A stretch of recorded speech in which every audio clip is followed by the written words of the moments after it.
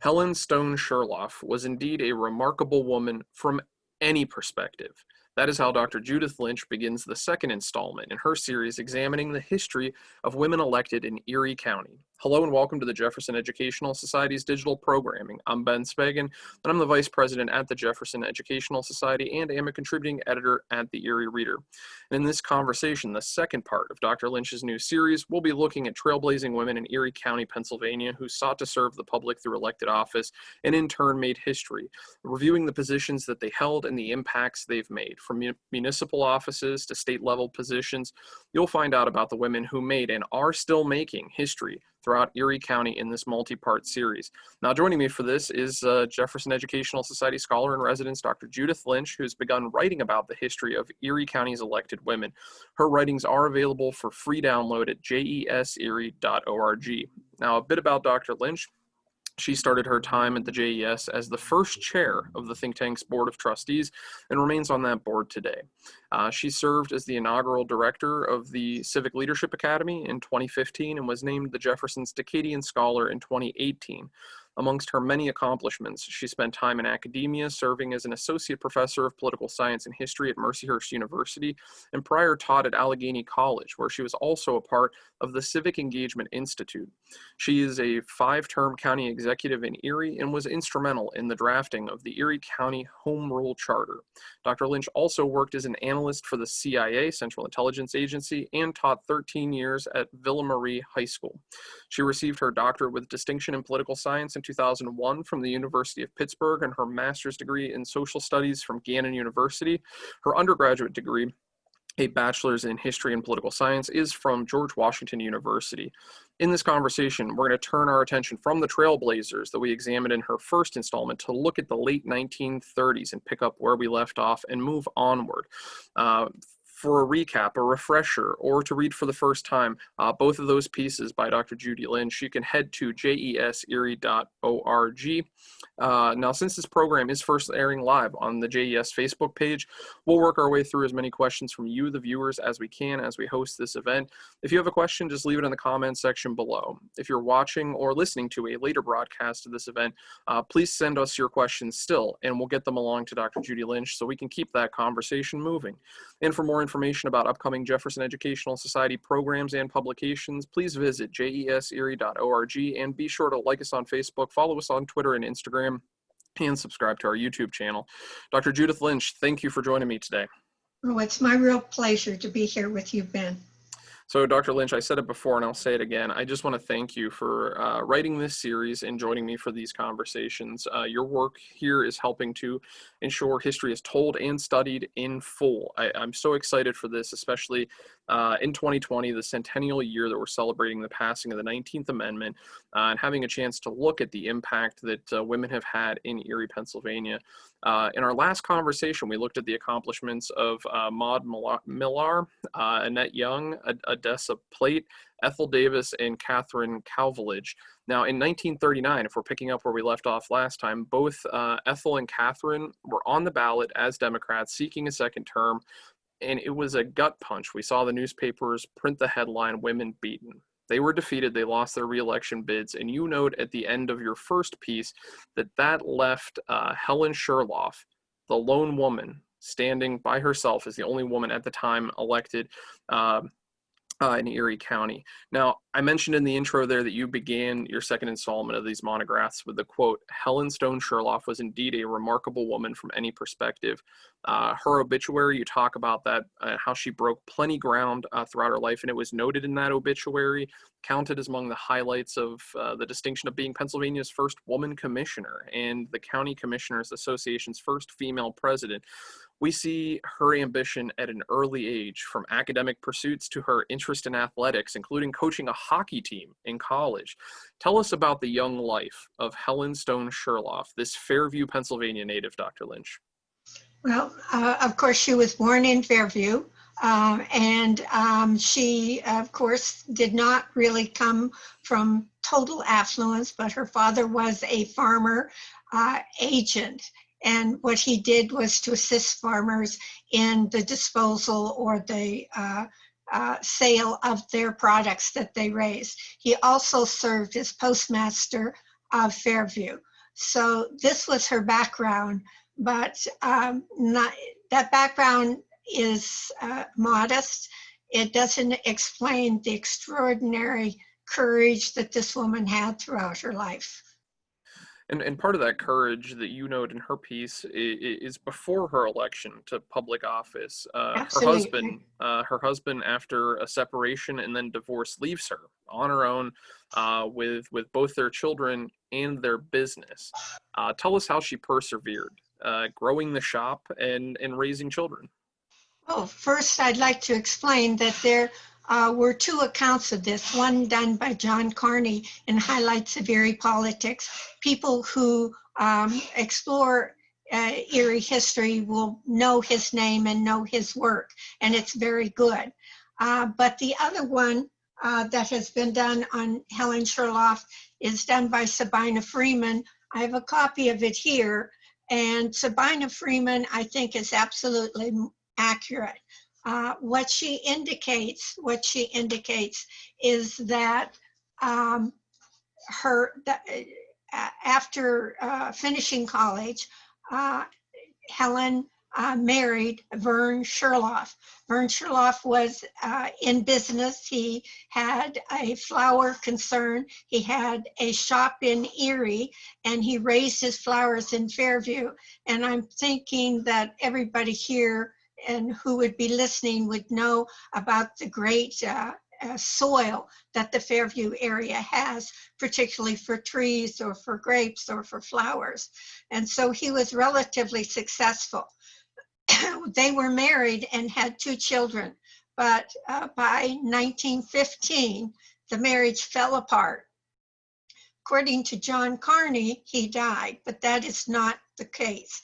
Actually, what happened is that they separated. He left for Chicago. He left Helen with the 2 children and the farm and the flower business, and he went to Chicago, later remarried, has another family, and she was there in Fairview to take care of the business, the children, and everything that meant.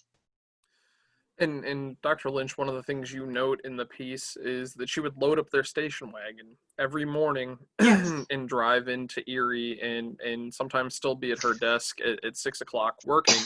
And she actually grew the shop to be the second largest in Erie and the only one owned by a woman.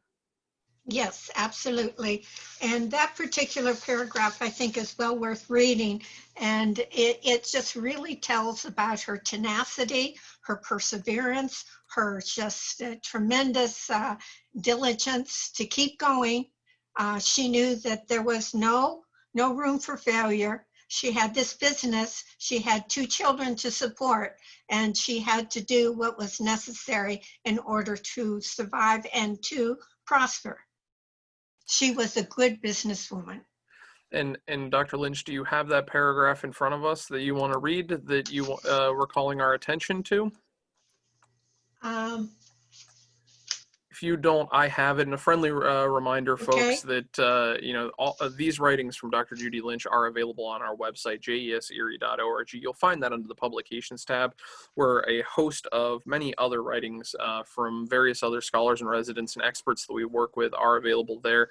The section you have there, Judy, is every morning, 6 days a week. Schluraff drove her station wagon loaded with fresh flowers from the greenhouses to the retail store in downtown Erie, 3.5 miles away. She remained at her desk from opening time until the store closed at 6 o'clock. Within a few years, it was the second largest shop in Erie and the only one run by a woman. Right. And one of the other things, it wasn't just her perseverance and her diligence in working, but she knew how to use her own personality and her position to gain prominence in the community. So when people thought of flowers, either for a funeral or a wedding or something like that, they thought of Helen Schluraff or the Schluraff business.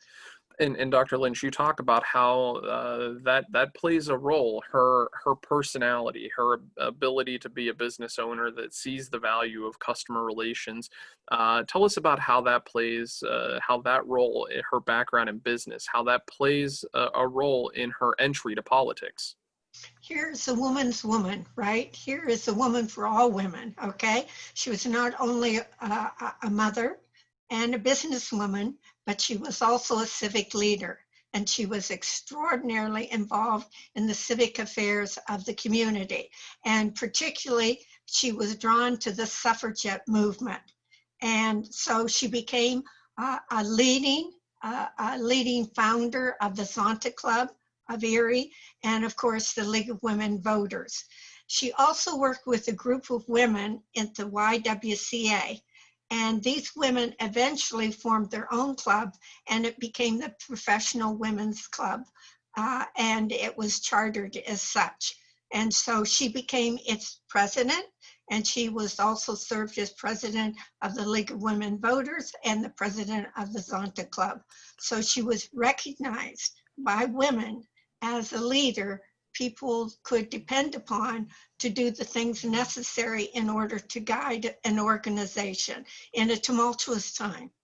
And you talk about that her passion, that passion she has for independence, and that's really what took her to the suffragette movement. But Dr. Lynch, for those who might need a refresher or perhaps even an introduction, tell us a little bit about the Zonta Club, Zonta International of Erie, what that looked like at the time, and some of the initiatives that the Zontas would have been working on then.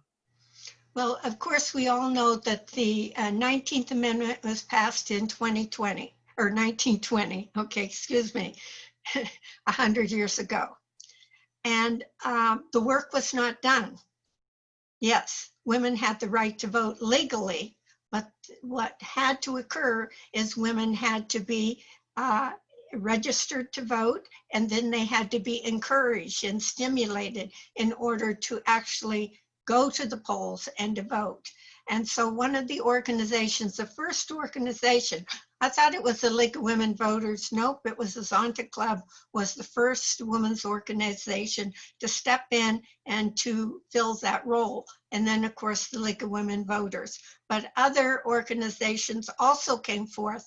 And so one of the things that began to occur is the number of voters in the voter registration list at the courthouse increased and increased by thousands as women came in to register to vote.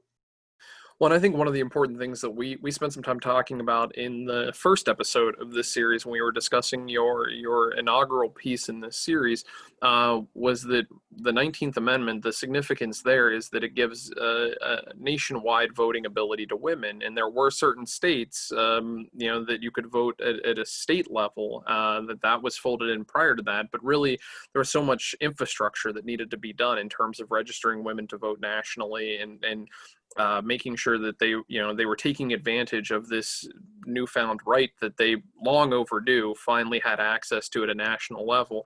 And so I appreciate the look back at the Zonta Club. I can't help but wonder, because I think I assumed the same thing you did, that it might have been the League of Women Voters to initially do that.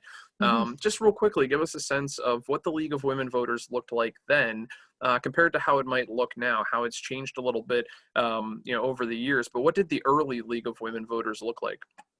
Well, the early League of Women Voters was much smaller in terms of its membership, but it was growing, and its purpose was to entice women to become members and also to become civically active. And that's still a role. That's the large role that the League of Women Voters has today. But they do so much more. I mean, they are active federally, they are active in the state, they are active locally, they encourage programs, they encourage increased information. They do so many more things than what they initially did, but they were growing, and they really exercised, I think, that stimulus to get women out there, to get them registered, to tell them it was their civic duty then to vote. And we see that great groundbreaking work. We covered that in episode 1, which is available for on-demand streaming at the JES website at jeserie.org. I just said JES. I know that's an acronym. One of the other acronyms we just mentioned, and you had mentioned that Helen Schluraff was quite active in the organization, the YWCA. Can you tell us a little bit Yes. about her involvement in that organization and what she was doing at that time, what the organization was doing at that time? Well, and again, this is Sabina Freeman's book, and I would suggest that if there are women out there that don't have it, it says The Woman's Story, and it gives an excellent summary of Helen Schluraff. And this YWCA group was apparently a group of friends, people who knew each other, that got together for lunch. And that luncheon meeting then emerged into the Business and Professional Women's Club. And because they began to see that they had a greater purpose than just getting together and talking about, their common problems or concerns or anything like that, that they really had a mission in society, a civic mission. And a great thanks to Sabina Freeman, who's presented on the Jefferson stage multiple times, a wonderful living historian who's been documenting this and who we can draw from as a scholar. So a debt of gratitude goes out to her and her work. And I would echo that encouragement that if folks don't have a copy of that book, track it down and do read it. It's an absolute gem and tool and asset that we have here.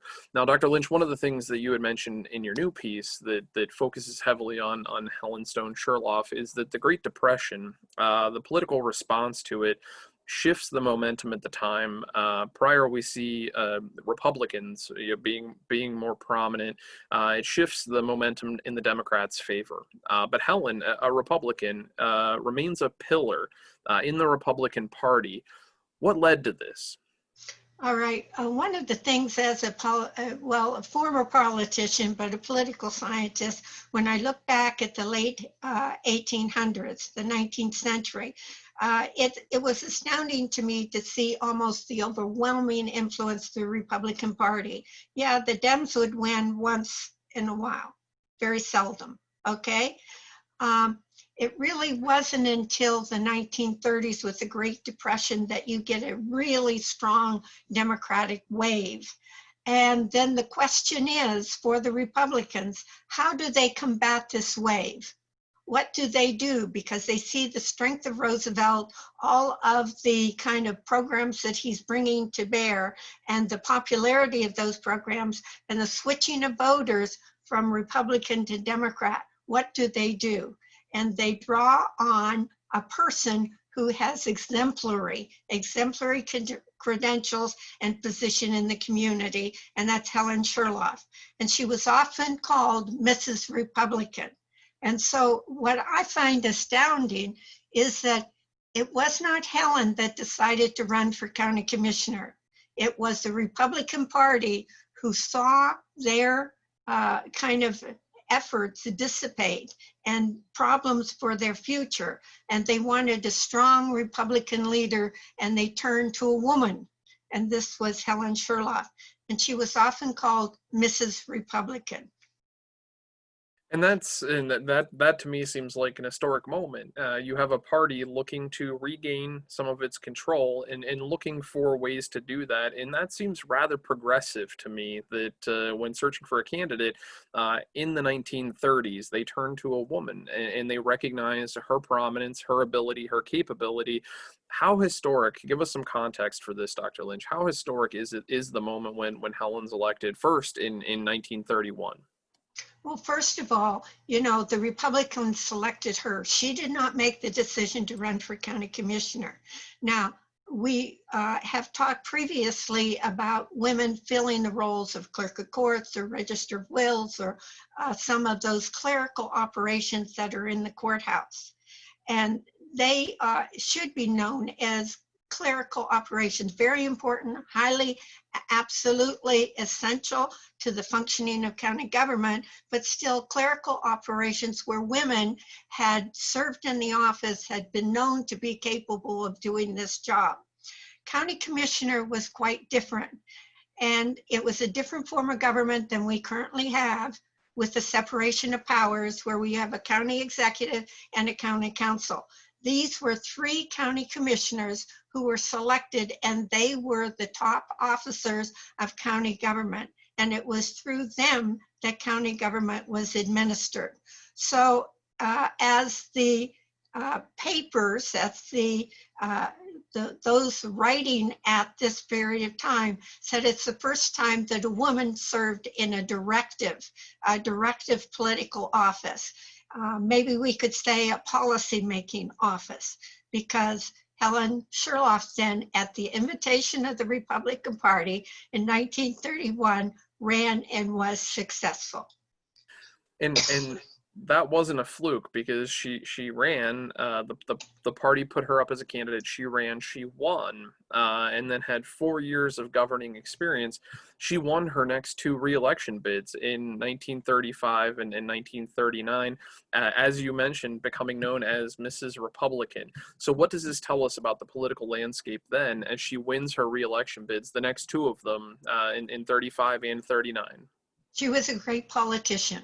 She had really that expertise which she had developed as a businesswoman, where she went out to kind of inculcate in the community her name, the name of her flower shop, and to get to build up her business.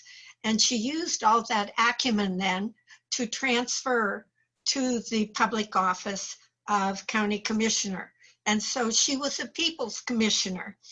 And this is, of course, my opinion, okay? She did what most people in the community would want, most voters in the community would want: well-run government at the least cost. And she was fiscally extraordinarily conservative. You talk about in your piece that she keeps a keen eye, and rarely does anything through the budget go past her desk that she's not scrutinizing. So tell us That's about right. her dedication to running an efficient but cost-effective government. Now remember, the county commissioners, they were the sole. There was no county council, no county executive. County commissioners, sole kind of overall government for the county of Erie. And so one of the things that would have to be done is the budget.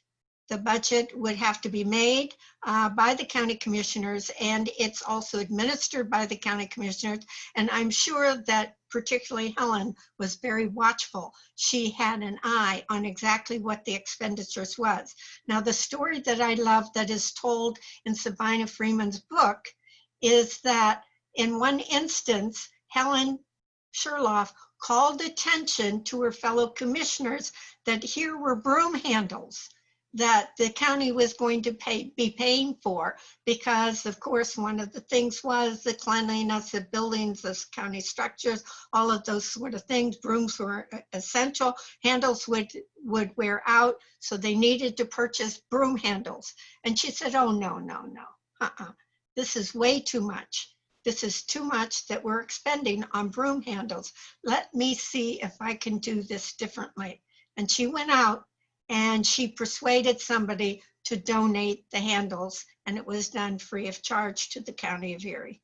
That's an extraordinary elected official. And I think even today, voters throughout Erie County would say probably the most important thing for them is the fiscal nature of county government. Let's use the money that we have in terms of taxes for the best possible government, and to keep it as fiscally as conservative as possible. And we see that being one of her great accomplishments. But one of the other accomplishments, you write, one of Schluraff's greatest accomplishments as commissioner was the building of the Erie County Tuberculosis Hospital on West Gore Road, which opened in 1937. Tell us about that accomplishment. Now, tuberculosis, of course, was an epidemic. It was a pandemic, and it was something that was throughout the United States. It was a tremendous health situation, but it even came through the latter part of the 19th century into the 20th century. And so there were numerous times in which there was a ballot question of whether Erie County should have a tuberculosis hospital. Finally, the residents of Erie, or the voters of Erie County, said, yes, we want a tuberculosis hospital. Now, the state would be paying for most of the care, most of the fiscal concerns within this hospital, but the county would have to buy the property and build the hospital. And so at that time, there was a tuberculosis society. And there was a doctor that was in charge of that society who was very prominent in the society. Her name was Black. And she and Helen worked together, and the Tuberculosis Society actually gave the property, which we know as Pleasant Ridge East, and it is closed at this particular time. They gave the property to Erie County. Erie County built the hospital, but they built it without a bond issue, okay? They used current revenues. They did whatever they needed to do to get those revenues to build the hospital, and the hospital opened in 1937. Shortly thereafter, and as everybody knows, you get drugs that have a real impact on tuberculosis. So it came late in the game, but it was accomplished without a lot of fiscal overhead. Well, and that's, I think, a great account of remarkable women doing remarkable things. Right. As you mentioned, Dr. Right. Black, the woman leading the effort at that point, working together with the county commissioner to get that accomplished. And I think we can easily see why that was, one of the hallmarks. And I don't want to give everything away because you have such a wonderful writing, Dr. Lynch, on this topic. And I want to encourage people to go and read that or revisit it at jeserie.org. But one of the other things that you do mention in that piece is another woman. We take a look at Evelyn Wilson, and we see that in 1943, actually the same year that Helen Schluraff is leaving office, leaving her position as county commissioner, we see Evelyn Wilson, who was appointed clerk of courts a year before in 42. We see her winning election in 43. And assuming the new role as an elected clerk of courts. Her path to the elected office highlights, you write, the inferior position the women held in the male-dominated political and domestic society. Unpack that for us, Dr. Lynch, please. It is a very sad story, and it really goes straight to the heart. Here's a woman, okay, her husband, George Wilson, ran for election, was successful. He was elected as clerk of courts. Okay, then that was before World War II started, but by the time World War II started in 1942, he was drafted. Now, according to the laws at that time, somebody who held an elected position and was drafted could keep their elected position, but they were not eligible for a commission in the armed services.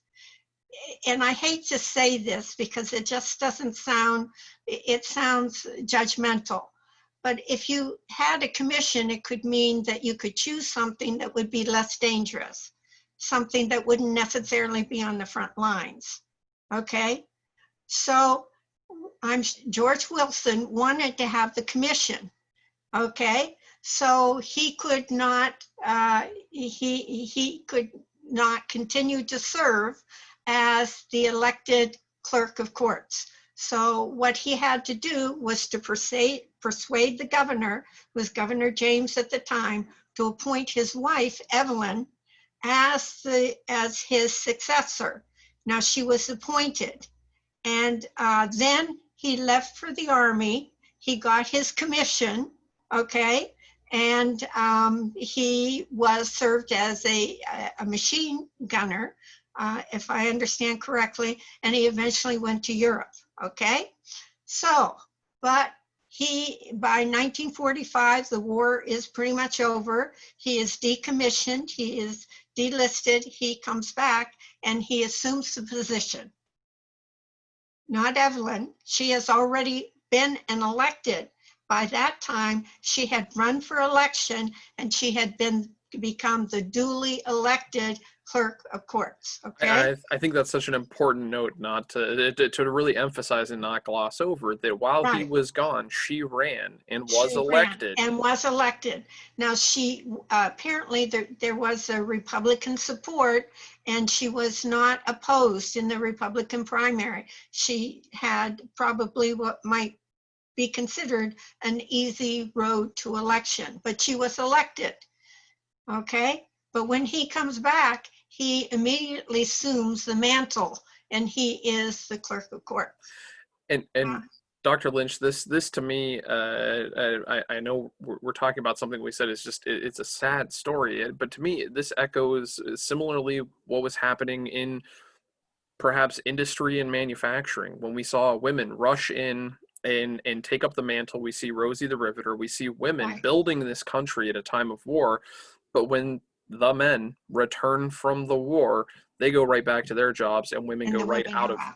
Yeah, and we see That's that here. right. We see that here in politics, and even to the point. And I think that this is something that I would really encourage people to go and see, because you include the images in your piece, the obituaries for each Right. George Wilson and Evelyn And Wilson. Evelyn Wilson. It's Now, heartbreaking. It is heartbreaking because Evelyn died some months before George. So you know, and they had no children. So that you know that he must have been instrumental in writing her obituary. And if you look at the obituary, the headlines are employee of the clerk of courts. She was an employee.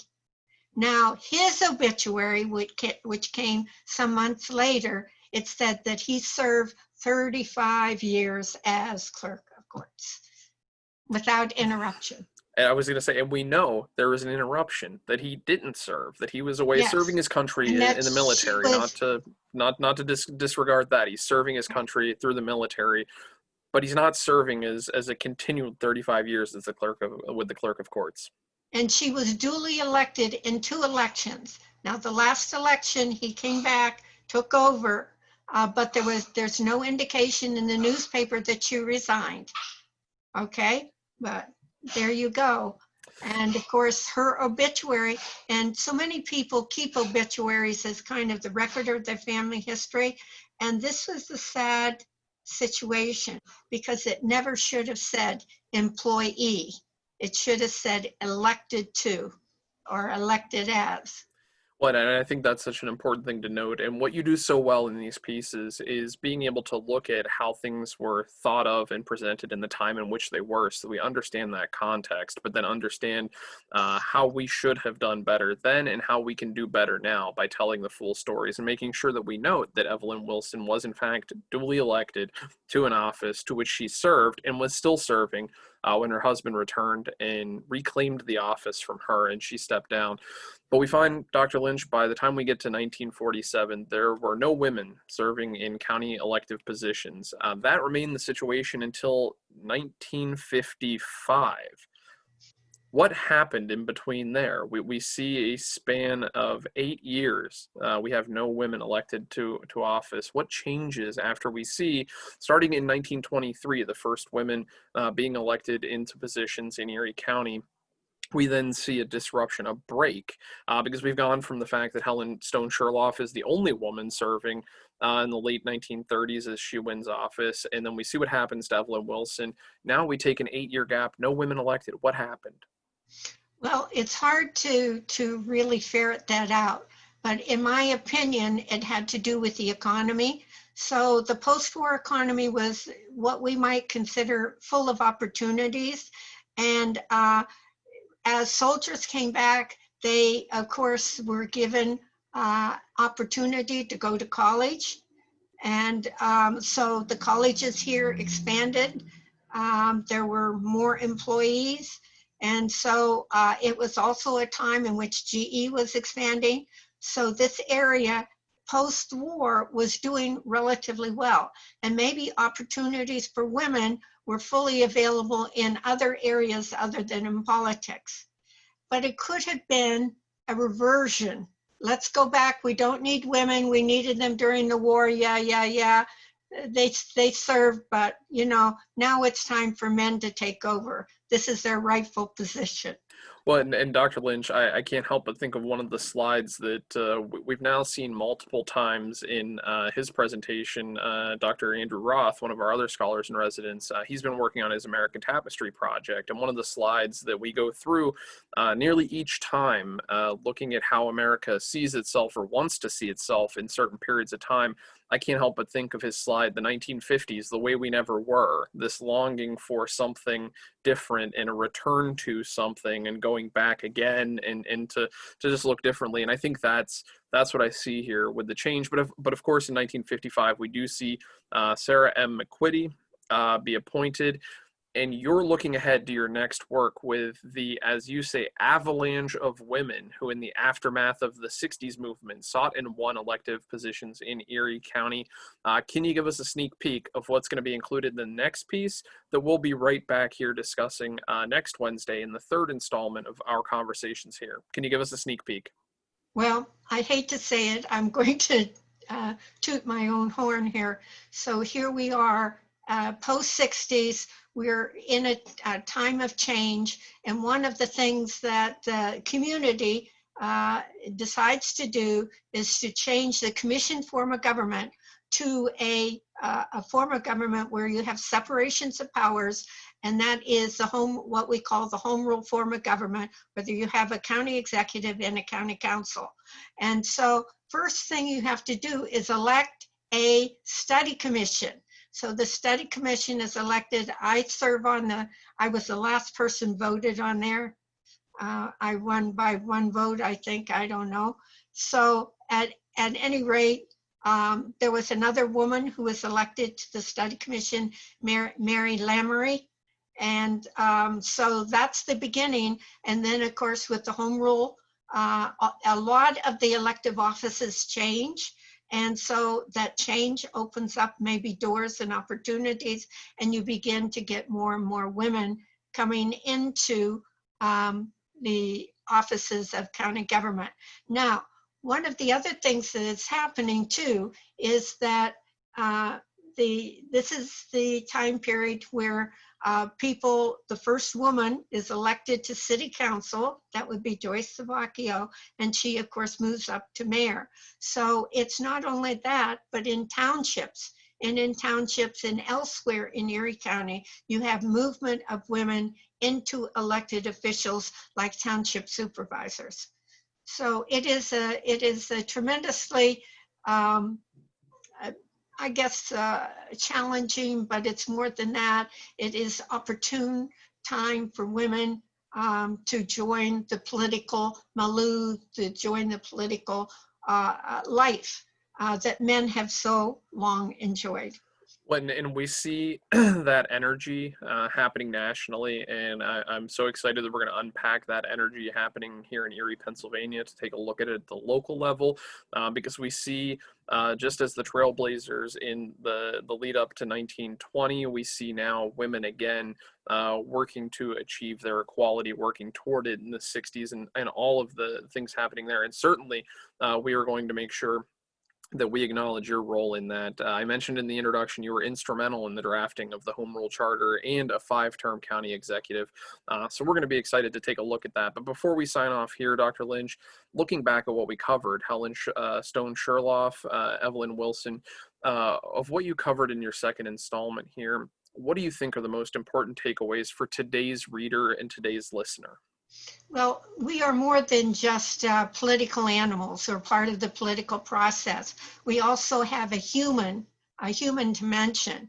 And Helen Schluraff's life, if you can look at it, it tells us so much about what, if you have the perseverance, if you have the strength, if you have the capacity, you can turn detriments, you can turn a life full of problems and just calamities into prosperity and into success.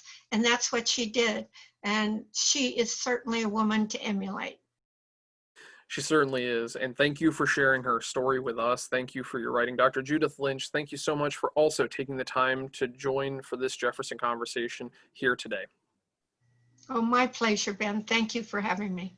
And to all of you watching along at home, thank you so much for tuning in, or thank you for listening to or watching a later broadcast of this program. To read Dr. Lynch's series on Erie County elected women that we discussed today, head over to the Jefferson Educational Society's website at jeserie.org. You'll find other reports by her and many other fascinating reads we're publishing, as well as more information about both upcoming and past JES programs, including part 1 of this discussion here looking at elected women in Erie County, Pennsylvania. And be sure to like us on Facebook, follow us on Twitter and Instagram, and subscribe to our YouTube channel. For the Jefferson Educational Society, I'm Ben Speggen. Be safe, be sound, and thanks for listening and learning with us.